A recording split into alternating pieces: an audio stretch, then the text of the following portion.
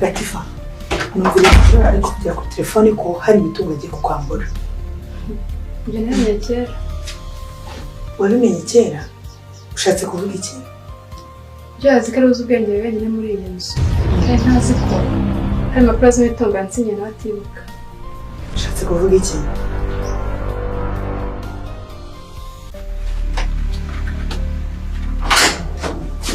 Sheri mugore mwiza bite? Bite? Byongeye wasinze? Nsinda se urabona nani irimo we nasinze da kaniranguze na. Fasha ahubwo. Nasinze wowe urabona yashizemo nta kintu. Nakari hano mu nzu kasigaye se. Suko cyangwa inzoga zimera gutya. Mugore mwiza ntago namwurona je nasinze wowe. Urabona umuntu wasinze asa nkanjye. Ndumva icyaka ahubwo kinyiye.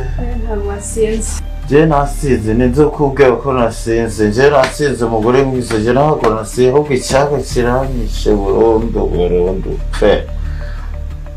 Ko nasize hano se ngume nkomeze ninywere. Bigiye mwere ntabwo urashira inyota.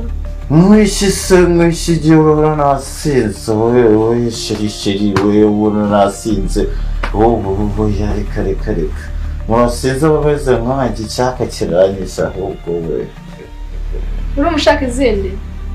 Iya ndanyotewe cyane ndanyotewe ndumva icyaka yawe ndi kugurumana we ndwanaho ndebera handi hose mu kabati niba ntatwo nasizemo umeze ninywere nidabagirire ndumva ndi kugurumana ahubwo mugore mwiza nahawe n'Imana umeze neza ndakubona urishyushye meze neza urankunda se?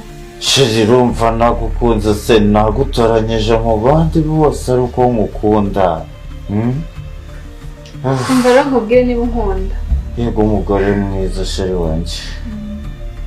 Ibintu wamaye imitungo wamaye ntuzagire undi muntu uhereza.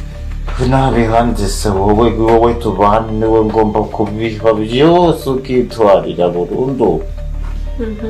Reka nkubwire rero niba unkunda. Yego mugore mwiza. Reka nkwereke ikintu ukora nibyo bitonyeka ko unkunda koko. Yes, nakibazo ndakumva urajya heza kose. Reka nkwereke. Reka nkwereke iki se ngwino ngume iruhande nibwo umuntu numva ngushaka. Shirakira. Urabura bise kandi uri kuma agashupa se. Sinyira ahangaha amazina yanjye ajya mu mitungo yawe nibwo